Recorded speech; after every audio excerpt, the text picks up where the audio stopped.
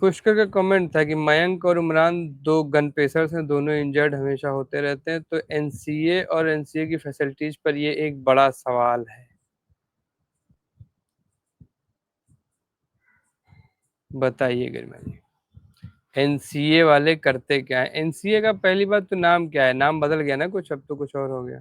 Centre of excellence. Centre of excellence. यहाँ पे excellence का मतलब क्या है?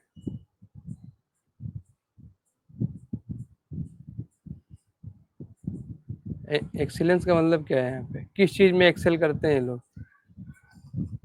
ना तो सेकंड जनरेशन स्पिनर्स निकल पा रहे हैं, ना आपके इंजर्ड प्लेयर सही हो पा रहे हैं, और उसके बाद आप कुछ ना कुछ लगा ही रहता है बवाल, कुछ ना कुछ होता रहता है कि कभी कोई प्लेयर कहता है कि मैं एकदम फिट हूँ तो एनसीए सर्टिफिकेट नहीं देता उसको। कभी एनसीए किसी प्लेयर को फिट बता के भेजता है, वो आता है और 7-8 ओवर की बॉलिंग करता है, पता चलता है उसकी कमर फिर से चली गई। तो एनसीए वाले करते क्या है बेसिकली? मतलब नितिन पटेल ही थे ना अभी तक हेड, शायद है फिजियोथेरेपी वाला जो भी डिपार्टमेंट है, तो शायद नितिन पटेल हेड कर रहे थे उसको। तो एनसीए में क्या होता है इस पर मुझे, मतलब मेरी तो समझ में नहीं आता इनका काम, कि ये लोग किस तरीके से काम करते हैं और क्या काम करते हैं। क्योंकि पेसर्स के मामले में तो हमने लगातार देखा ना कि हम सिर्फ गुमराह हुए हैं। बुमराह की कितनी सारी बातें चल रही थी, बुमराह एनसीए में थे, लेकिन एक रिपोर्ट आती है कि बुमराह का हाल बहुत खराब है, फिर बुमराह उस रिपोर्ट को झूठा करार देते हैं, फिर पता चलता है बुमराह खेलने आते हैं। और मयंक यादव का तो भाई बहुत क्यूरियस केस है। मयंक यादव की अगर आप गरिमा जी कोई टाइमलाइन बता पाएं कि इन भाई साहब की क्या रही है, इंजर्ड ज्यादा रहे हैं या खेले ज्यादा हैं पिछले 3-4 सालों अभी वापसी की थी ना अप्रैल में, 2 मैचेस खेले थे मुंबई इंडियंस के अगेंस्ट, भी शायद वापसी की थी जब स्पीड की काफी बात हो रही थी कि अब 100, मतलब उस मैच में भी 140 प्लस क्लॉक कर रहे थे, 140 के अराउंड क्लॉक कर रहे थे, लेकिन उसके बाद वेरिएशंस भी दिखा रहे थे। जो पिछले सीजन मोस्टली स्पीड स्पीड की चर्चा थी कि 150 से ऊपर, तो इस सीजन में वो चीज थी कि थोड़ी वेरिएशंस करने की कोशिश कर रहे थे और बाकी सारी चीजें। लेकिन आप टाइमलाइन का जिक्र करेंगे ना सूरज, तो आप याद कीजिए कि पिछले साल उन्होंने डेब्यू किया। उनका डेब्यू लेट हुआ क्योंकि नेट्स में वो चोटिल हो गए थे। उसके बाद उनका डेब्यू होता है। उन्होंने कुछ मैचेस खेले, मैन ऑफ द मैच के अवार्ड जीते, कमाल की गेंदबाजी करी, लाखों हजारों फैंस कमाए, उसके बाद वो इंजर्ड हो गए। ठीक, उन्होंने 2-3 मैचेस शायद मिस किए थे। इतने मैच मिस करने के बाद फिर वो वापस आते हैं, लखनऊ सुपर जायंट्स की टीम उनको खिलाती है, और उस टाइम पे सबने कहा था, मतलब जितने कमेंटेटर्स थे, जितने फॉर्मर पेसर्स रह चुके हैं, वो सब यही कह रहे थे कि बहुत जल्दी कर रही है लखनऊ सुपर जायंट्स की टीम। ब्रेटली तक ने ये बात कही थी शायद कि मयंक के केस में बहुत जल्दबाजी हो रही है और ये इनको नुकसान कर सकती है, और ऐसा हुआ भी था। एक मैच उन्होंने खेला था, उसके बाद पूरे अपने 4 ओवर्स भी नहीं डाले थे शायद, और फिर वो वापस चले गए थे। फिर वो इंजरी से रिकवर होते रहे, मतलब ये अप्रैल मई की बात होगी। उसके बाद जून जुलाई अगस्त सितंबर तक 4-5 महीने वो एनसी में रह के उन्होंने अपना रिहैब किया। फिर अक्टूबर में इनका डेब्यू हुआ था शायद इंडिया वर्सेस बांग्लादेश वाले मैच में। वहां पे उन्होंने कुछ देर बॉलिंग की, और उस मैच के बाद फिर वो इंजर्ड हो गए थे। फिर वो लंबे समय तक एनसीए में रहे।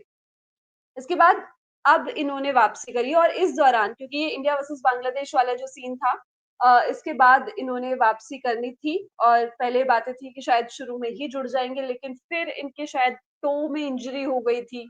तो फिर इनका आना डिले हुआ, और उसके बाद मिड अप्रैल में ये वापस लखनऊ सुपर जायंट्स के साथ जुड़े। मयंक यादव की इंजरी टाइमलाइन अगर हम लोग देख पाए तो बड़ी ही अच्छी रही है। मतलब अच्छी क्या रही है, शर्मनाक है, लेकिन जो है यही है। मयंक यादव का सबसे पहले तो ये केस हुआ था ना कि डेब्यू उनका डिले हो गया था इंजरी के चलते। वो लखनऊ के कैंप में ही इंजर्ड हो गए थे, और इंजरी के चलते उनका डेब्यू डिले हो गया था, यही केस हुआ था ना। तो इसके बाद और फिर मुझे लगता है कि आईपीएल 2024 में इंजर्ड हुए, और रिकवरी का टाइम मिला, जैसा कि आपने बताया। उस टाइम पे सबने सुनाया था भाई एलएसजी को, लेकिन चूंकि एलएसजी के मालिक हैं, उनको लगता है कि सिर्फ वही सुना सकते हैं, तो उन्होंने किसी की नहीं सुनी। मयंक यादव को रश किया गया। तो क्यों ये ऐसी क्या बात हुई? क्यों मोने मोलकल नहीं थी उस टाइम उस टीम के साथ? मोहने मोलकर उन्होंने कौन नहीं है? रोका? मोन्ने मोलकर कौन है? कौन है वो सबको पता है कौन। तो सबको पता है तो कुछ ठीक है, सबको पता, मुझे नहीं पता मोन्ने मोलकर का क्या रोल है, क्योंकि मो, मोन्ने मोरकल का क्या रोल है मुझे सच में नहीं पता, कि मतलब नहीं पता है। लखनऊ जब तक अच्छा कर रही थी तब तक सारा क्रेडिट जा रहा था जीजी को, जीजी ने लायन बना दिया टीम को। जीजी गए, उसके बाद लखनऊ कुछ भी कर रही है तो सारा डिस्क्रेडिट हो रहे हैं ऋषभ पंत, गाली ऋषभ पंत चारों तरफ से खा रहे हैं। किसी ने एलएसजी के कोच का या फिर मेंटोर का नाम नहीं सुना होगा, किसी ने आलोचना नहीं की।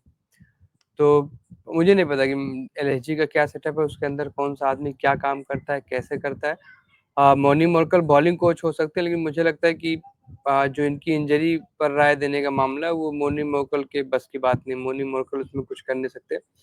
और as a pacer, as a former pacer, आप ये सारी चीजें देखते हो लेकिन डॉक्टर अपने संजीव करियर गोयनका में। ने जब खुद डॉक्टर संजीव गोयनका ने जब खुद जांच की, उस जांच में पाया गया कि मयंक यादव फिट हैं, तो मोनी मोरकल क्या करेंगे,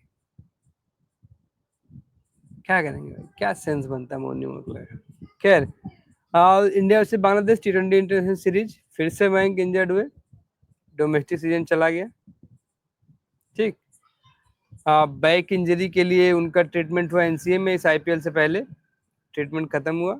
मयंक आए, बीच में आए, उसके बाद एक डेब्यू ठीक ठाक किया, फिर एक मैच में री डेब्यू, मतलब फिर एक मैच में 4 में 60 खाए, और उसके बाद जब 4 में 60 खा लिए, फिर उसके बाद से मुझे लगता है लखनऊ ने कोई मैच खेला नहीं, उसके बाद से आईपीएल रुक ही गया था शायद, तो शायद 2 मैच खेले सीजन, और फिर से इंजर्ड होकर बैक में प्रॉब्लम आ गई, चले गए।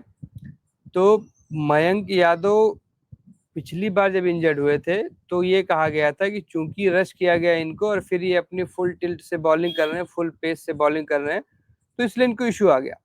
इस बार जब इंजरी से लौटे मयंक यादव तो ही वॉज वेरी ऑर्डिनरी, उनकी पेस बहुत ही कम थी, और वो 150-55 जो उनकी खासियत थी उसके आसपास भी नहीं पहुंच पाया। मुझे लगता है 140 प्लस भी बहुत कम ही गेंदे फेंक पाए थे वो। तो इस बार ऐसा कुछ करते हुए नहीं दिखे, फिर से इंजर्ड हो गए, और 2 मैच इस सीजन खेले उन्होंने, लेकिन दोनों ही सीजन बुरा ही हाल रहा उनका, न पेस थी उनके पास और लाइन लेंथ का तो खैर इस बार इशू रहा ही, और मैंने जो है कहा भी था कि जिस तरीके का इनका मामला है वो सही नहीं है, इसमें कुछ तो गड़बड़ चल रही है। तो अब क्या है मयंक यादव का क्यूरियस केस पता नहीं, और मुझे तो भविष्य बड़ा गड़बड़ सा लग रहा है अब, कि अब इंडियन क्रिकेट टीम के लिए खेलने का जो ड्रीम था कि इतना अच्छा पेसर मिला हुआ, अब ये बहुत दूर जाता दिख रहा है मुझे। क्योंकि इशू, हाँ, क्योंकि इश्यूज तो होंगे ही ना जब आप इतने टाइम से वेट कर रहे हो उनके तैयार होने का। क्योंकि पिछले साल जब डेब्यू हुआ था उसके बाद ही लगातार चर्चा होने लगी थी कि वाह क्या कमाल की पेस है, इनको तो T20 वर्ल्ड कप में होना चाहिए। ये जो फ्लाइट जाएगी अमेरिका और वेस्ट इंडीज के लिए, आपको इनको बिठाना होगा, ये सारी तमाम बातें हुई थी। लेकिन फिर इंजरी हुई, उसके बाद चलो ठीक है आपको इंजरी हो गई, लेकिन फिर उम्मीद होती है ना कि आप वापसी करोगे तो बेहतर वापसी करोगे।